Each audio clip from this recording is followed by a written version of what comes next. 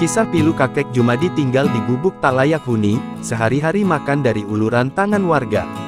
Kisah pilu dari seorang kakek bernama Jumadi 71 tahun, yang tinggal di gubuk tak layak huni dengan anaknya, di Dusun Kerajaan, Desa Jugosari, Kecamatan Candipuro, Kabupaten Lumajang, Jawa Timur. Tak hanya tinggal di gubuk tak layak huni, hidup Jumadi semakin pilu lantaran sehari-harinya makan dari belas kasihan warga sekitar tempat tinggalnya. Jumadi diketahui tinggal di pondok bekas tempat petani memasak kelapa air nira. Ia dan anaknya sudah menetap di gubuk yang ia jadikan rumahnya tersebut selama 7 tahun lamanya.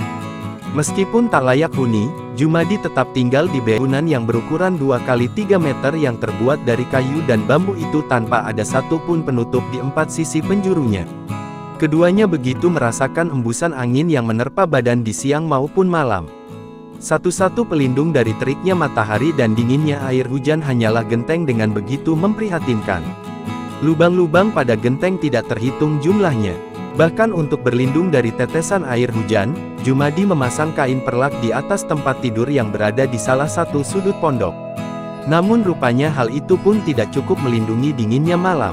Lebih miris lagi saat melihat ada kandang sapi yang terletak kurang dari 10 meter dari tempat tinggal Jumadi dan Buat setiap hari ia dikasih orang yang penting sabar saja, kadang saya minta ke anak saya di Dusun Sumberkajar, jelasnya dilansir dari kompas.com, Senin, tanggal 1 April tahun 2024. Sebenarnya, Jumadi merupakan keluarga penerima manfaat KPM, bantuan sosial dari pemerintah. Namun, ia tidak mengerti bantuan apa yang didapatkannya, apakah program Keluarga Harapan PKH atau program bantuan pangan non-tunai BPNT. Yang dia tahu, terkadang ia diminta mengambil bantuan di warung berupa beras sambil memberikan kartu ATM BNI. Selain beras, Jumadi mengaku hanya sekali menerima bantuan uang tunai sebesar Rp1.500.000. Kantor Kementerian Agama Kemenak Kabupaten Lumajang, Jawa Timur berencana merelokasi kakek Jumadi dan putranya yang tinggal di gubuk bekas tempat memasak air nira.